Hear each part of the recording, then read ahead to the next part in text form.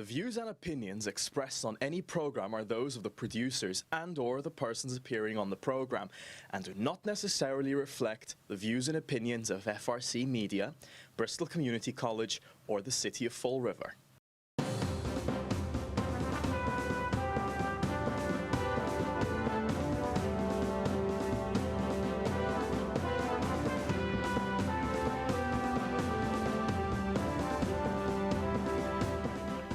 Well, hello.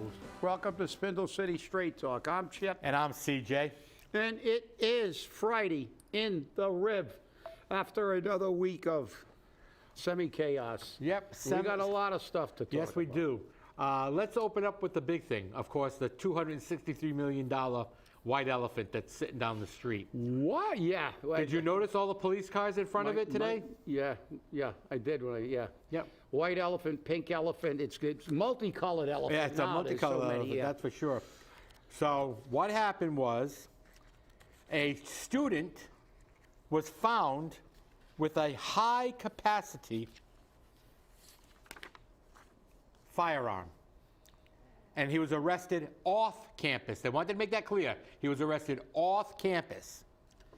The student was arrested Wednesday after police say he left a loaded handgun in another student's car during the school day.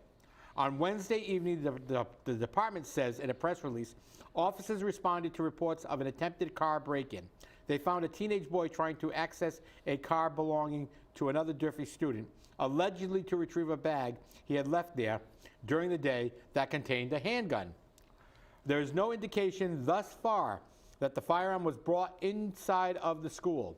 The mayor's office and the Fall River Public School Department are actively working with the police department to ensure that all students, faculty, and staff are safe. The boy is charged with possession of a large-capacity firearm, possession of a large-capacity feeding device, possession of ammunition without a firearm identification card, and attempt to commit a crime and assault. In a voicemail that went out yesterday by the Durfee principal, he turned around and he said, "We had a regular day here. Durfee High School is a safe school." Really? But he called out saying that a student was found with a firearm, but that there'll be increased police presence on campus. Well. Out of caution. Out of caution. Well. So. Unfortunately, it doesn't seem that the narrative is fitting what we're hearing. Exactly. The reality is that I think on a previous show I told you I'd reached out to a city councilor about that assault. Mm-hmm. I have confirmed that assault. It's being looked at. As a matter of fact, I think that today they're having a meeting on the problems at Durfee, which they're suppressing. In my conversation, and he said, he didn't want to make any public comment until he got all the facts, which, okay, that's fine. But he did say, basically, that Durfee is fundamentally a war zone. Yeah. There are fights. There are all kinds of issues. There's vandalism. It's out of control. So, again, we have a school department, kind of like Loudoun County, covering up everything. They want to sugarcoat. They want to gloss it over. Don't worry about it, parents. We're taking care of it. Well, unfortunately, I don't think that's true. And the safety of parents' children should be paramount, and there should be some. Parents should be outraged by this. I know that the parent of that individual is assaulted is not happy. No. And this is not. Plus, the locking continues, locking doors, and locking these people out. All this stuff is supposedly being checked into, but this is what disturbs me. What disturbs me is, listen, this happens, but the more you cover it up and pretend it doesn't exist, the worse it gets. Exactly. There has to be consequences for this type of behavior. They have to bring that school under control, and they have to be transparent. Another word we put on the list of words we can't use, like forensic audit, transparency. You have to be transparent, because I'll tell you one thing. Ultimately, something's going to happen, and there's going to be a major lawsuit against everybody. Oh, yeah. The city, the mayor, everybody else. And it seems to be a pervasive problem with schools and school departments. I think, I don't know. Public education is destroying itself. They're beginning to destroy itself. We see a movement toward charter schools. And remember a few years ago we had debates here on charter schools, and Senator Roderick had, he was pro charter school, actually, I believe, if my memory serves me correctly. And then they had Rebecca Cusick and people from the school department talking about public schools. But we're seeing this nationwide, not only in Fall River, because it seems that they can't keep their house in order. They've gotten bigger and more bureaucratic, but more ineffective. Really? Yeah. I mean, in the old days when they could take you in a closet and whack you with the pointer, there were less problems, and also people were held accountable, and there was respect for authority and police officers. And now it's out of control. But look what we got now. We've evolved. We have deans of students. We have a whole bunch of people that can ignore the problem now. That's it. We have far more people ignoring the problem than we used to. Hey, and that's effective, right? Effectively ignoring the problem. If you remember, we brought up a couple of shows ago about the student who was attacked, and the school said that they need to review the tapes to find out what to do. The student that was attacked was suspended for 9 days. I don't know what happened to the other student, but she was suspended for 9 days. The guardian of this student called Paul Hart and Kevin Aguiar, who in turn responded back to her and said, you were supposed to be notified via the mail, a letter that said she was being suspended for 9 days, and the reason behind it, which she never was. So there's something going on again, and there's something going on here. And personally, I would want to see that video proving that she deserves a 9-day suspension. And I agree. Look, if you're guilty, you're guilty. If you're not guilty, you're not guilty. But then again, this is the Rittenhouse era. We have video showing that he was attacked by a pedophile, a abuser, domestic abuser, and a person who held a gun to his face. And the prosecution, because of wokeness, just doesn't want to accept the fact that, nobody's saying that, people should be going in there and interacting. You have a problem, but the fact is you have a right to defend yourself, and this is about self-defense. And I think they've proved beyond a shadow of a doubt, but this is the society we live in. You have people outside the courthouse saying, even though he's not guilty, we want a guilty verdict because we can't have anybody who disagrees with us do anything. But this is another situation. We have to know the facts. She's being suspended.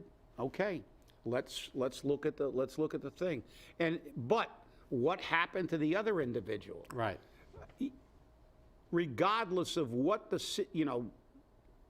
who was really the initiator of this, both parties should have some kind of disciplinary action, because the school department can't condone physical altercations. No, you can't. Because the other individual shouldn't have been in the altercation either.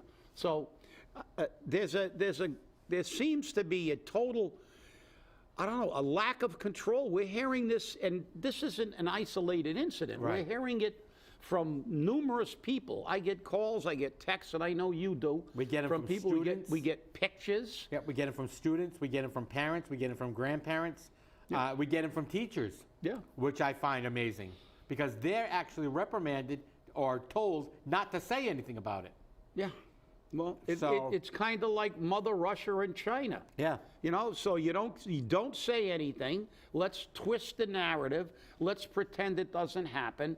So what is the result of that? Are we going to pretend it doesn't happen till there's a catastrophe, until there's a murder or something like that?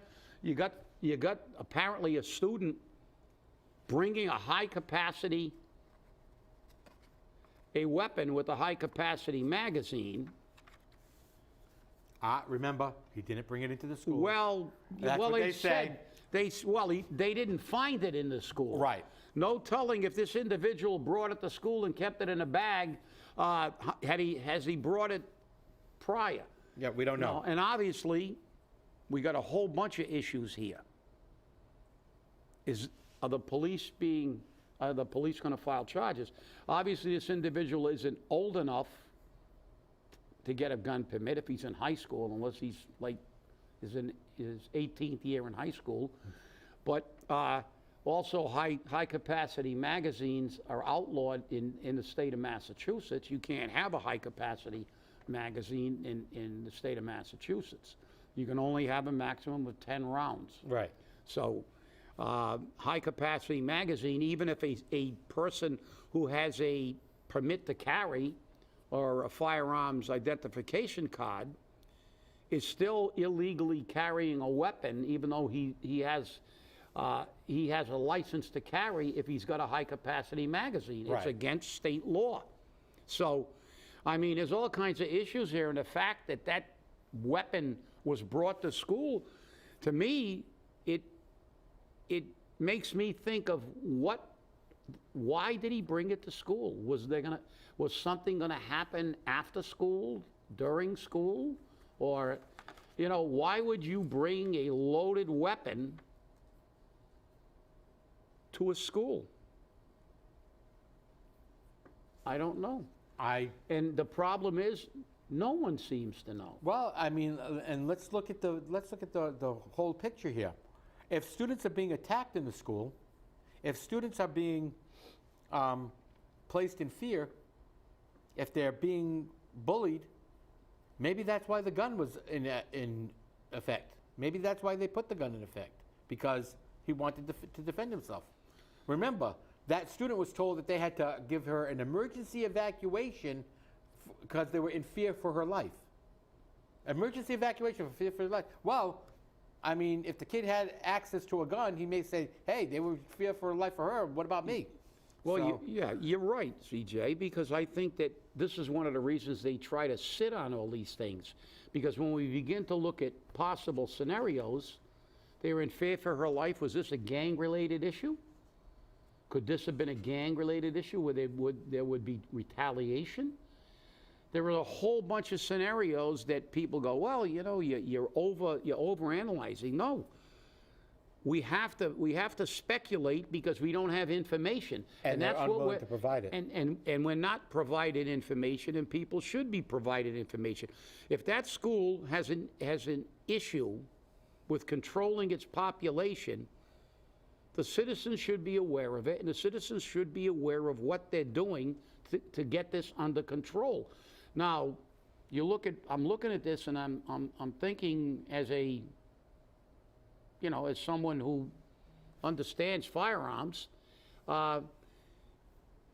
if that was his father's gun or somebody's gun in his household and he took it, now he just bagged them because they're losing their license for having high-capacity magazines. Exactly. So, I mean, there's a whole bunch of things that are wrong with this whole picture, and one of them is that school is supposed to be a place where you go to learn, not where you bring a gun, whether it's to protect yourself or do harm to someone else. This is not what schools are supposed to be. And it's up to, we spend a ton of money on education. So the first priority is to provide an environment where kids can be educated, a safe environment where kids can focus on being educated, not ducking bullets or worrying about getting into fist fights in the hallway. Well, maybe they should start having firearms training in the schools. But I'm joking, obviously. No, obviously you are. Yeah. But I mean, I just think it's a little ridiculous that this is going this way. And again, these students don't need to bring a gun to school. They don't need to bring a baseball bat because they got plenty of baseball bats in school.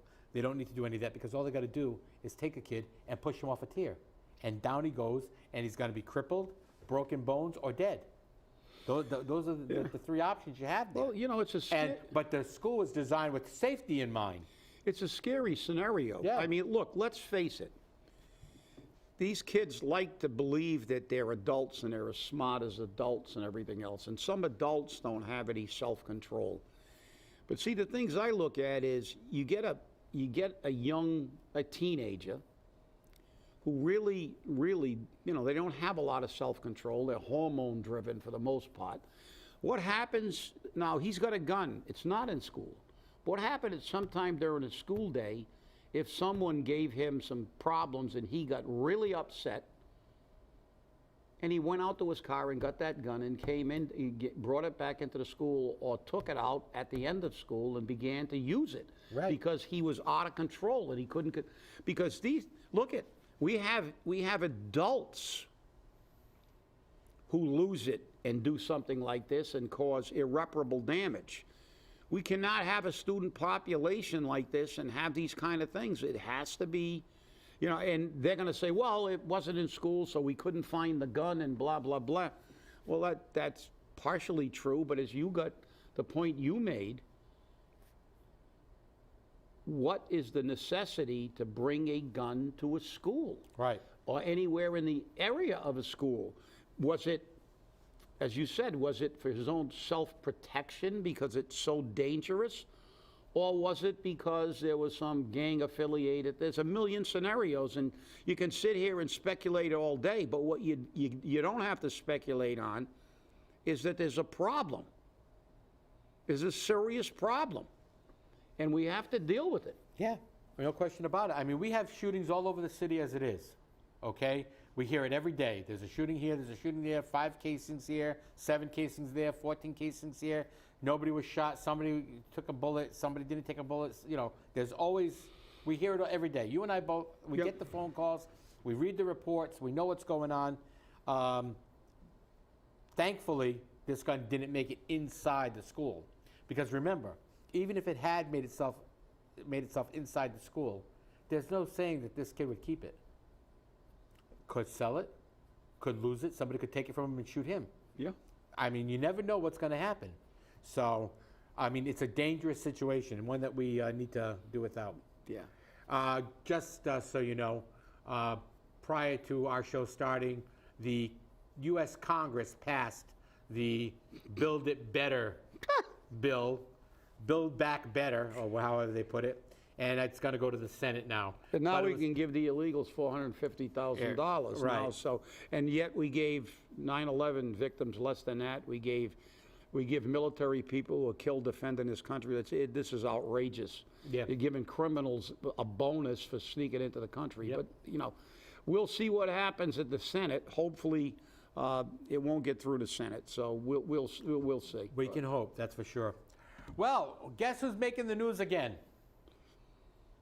Jasiel Correia. Yeah, the never-ending story of Jasiel Correia. And I actually heard the prosecution's response to his request, and it was scathing. Yes, it was. It was scathing. I have a copy right here. Good. Of that Please. decision, of that motion. Please read that, because Well, that was a very well written indictment of his request, because it put things back in perspective. It's actually very short. Yep. For a brief, it's very short. Government's opposition to defendant's motion to continue surrender date. Beginning in January 2013, at the age of 21, Jasiel Correia was ready to start stealing hundreds of thousands of dollars from his friends and fellow citizens of Fall River.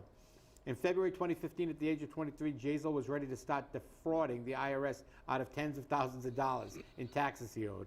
By July 2016, at the age of 24, Jasiel was ready to start extorting Fall River business owners for hundreds of thousands of dollars, a corrupt practice that he continued throughout his mayoral term. Come December 3rd, 2021, now approaching 30 years of age, Jasiel Correia is ready to start serving his prison sentence. To date, Correia has not paid back any of his defrauded investors and friends. To date, Correia has not paid back any of the taxes that he still owes. To date, Correia has not paid back any of the hundreds of thousands of dollars in cash bribes that he grabbed from marijuana businesses all those years. Instead of repaying any of his debts, Correia asked to remain at liberty to provide what he calls, quote, critical assistance to his family's small business through the busy holiday season, unquote. Defendant's motion at 1. but what the Fall River Press has more accurately described as a very likely the most expensive restaurant in Fall River, and they cite a Herald News article in which they bring up at a glance, and Chow mentions it in this brief, but I'm going to keep going. Unsurprisingly, the only person Correia is prepared to pay is himself. A 30-day extension is unnecessary to rehash arguments that the defendant has raised previously in seeking bail pending appeal, and which the government dismisses. In a case where this court has called Correia's conduct the most fundamentally corrosive crime a community faces, it is time for Jasiel Correia to pay his debt to society and the citizens of Fall River. Therefore, and for all the foregoing reasons, the government opposes defendant's motion to continue surrender date. Well, And it was submitted by Dustin Chow and David Tobin on behalf of Acting U.S. Attorney Nathaniel Mendel. Now, here's the article they were talking about, where they talk about $450 bottles of champagne, $100 steaks, $75 steaks. wow. I mean, this is a small family business that has a cigar bar, an oyster bar, a restaurant, a cafe, and they have a jewelry store upstairs. But this is a small family business. Plus, they own the Barker restaurant on Columbia Street. Again, small family business.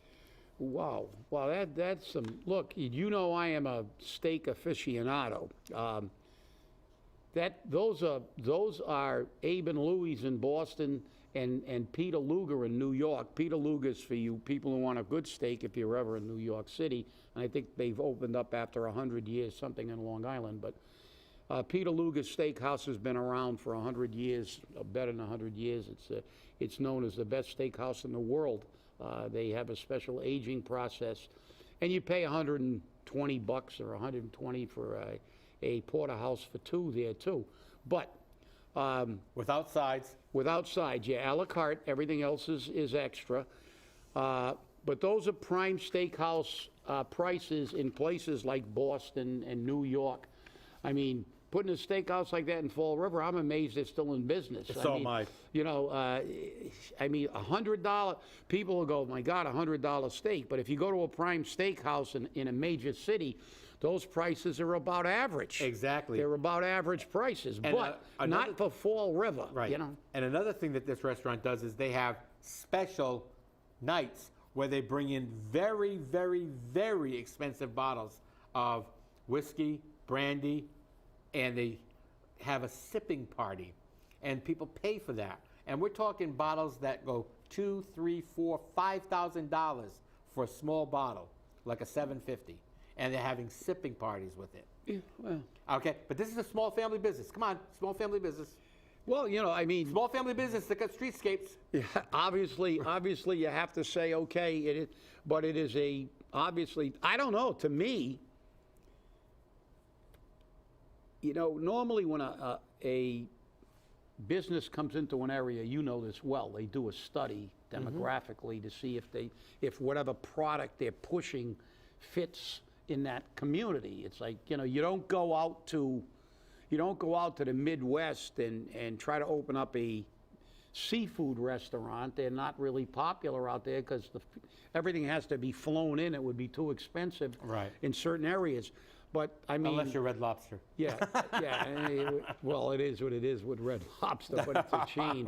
I'm talking about real seafood. But, Yes. But the reality is, it's kind of, you know, if I was doing a study and said, where were you going to put a steakhouse that has that type of menu, I would have said, well, you know, if you're going to make a go of this, you should probably, at the minimum, open in Providence. Right. Not, you know, preferably Boston or New York or Chicago, but not in Fall River, especially when you look. But then again, they're probably using Mary Sahadi anyway because she's going to look at the prices for things for the fees in other communities.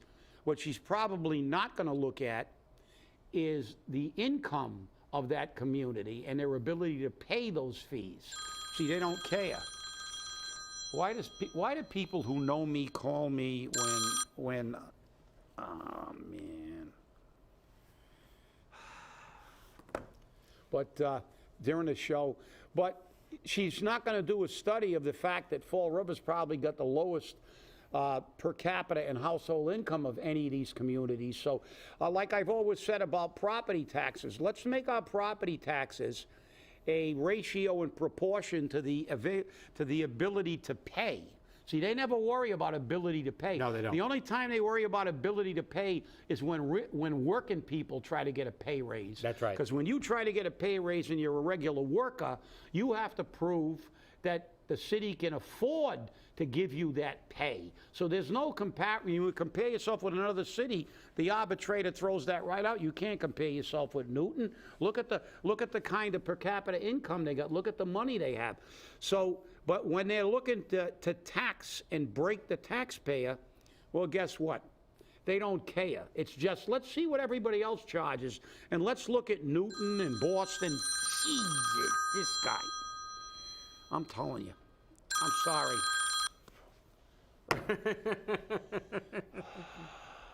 Go ahead.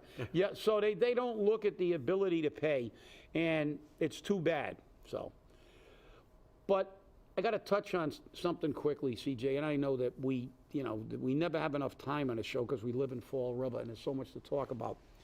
But I got to talk about this thing about putting Fall River and New Bedford together quickly because we only got a couple of minutes left. Listen, every person in Fall River and New Bedford, not only the Portuguese communities, everybody in these two economically depressed cities, although New Bedford isn't as economically depressed, but in comparison to cities of our size, they're at the bottom. I mean, we may be 8th or 9th or 10th out of 10 in most categories, but New Bedford's 6th, 7th, or 8th on everything else. And look who doesn't want to put us together. And why don't they want to put us together? Because together, we have a much stronger voice. That's right. Poor people will have a much stronger voice. Not just Portuguese poor people, all the poor people, all the working class people, all the blue collar people who they roll over with their steamrollers all the time. So let's look at who's in favor of keeping it the way it is. Because what they did was they split New Bedford, split Fall River, and stuck us in with all these rich communities. So that's why they ignore Fall River all the time and ignore the South Coast, because they don't have to. They show up and they get a mayor to walk with the rep from Newton, who went to Harvard, whose somebody's a surgeon, the other guy's a college professor, probably had an income of $500,000 minimum his entire life in his household. And he says, I feel your pain. And the only time they feel your pain is at election time. They don't want this to happen because then actually poor people could vote in their own interests and have a bigger input into the vote. That's the problem. And you can see who's in favor of it. Paul and his banker friends and his Newton buddy, that's who's in favor of keeping us separated. Because remember the old adage. Yeah, the millionaire, Paul Schmidt. Yep. That's right, the millionaire too. Divide and conquer. And that's what they're trying to keep that division so they can conquer us, and we can't affect our own destiny. Hey, I got one for you. What? Now that we're put into the same congressional district with Newton, can we use that in negotiations for? Because obviously, we're in the same congressional district. We must be the same, right? Yeah, but we're not, and we can't. It'd be nice if you could, though, wouldn't it? I know. I'm telling you, a lot of union presidents would be happy. Well, that's it for our show. I want to thank you all for watching. And remember, stay safe, stay angry, hold your politicians accountable. Have a great weekend.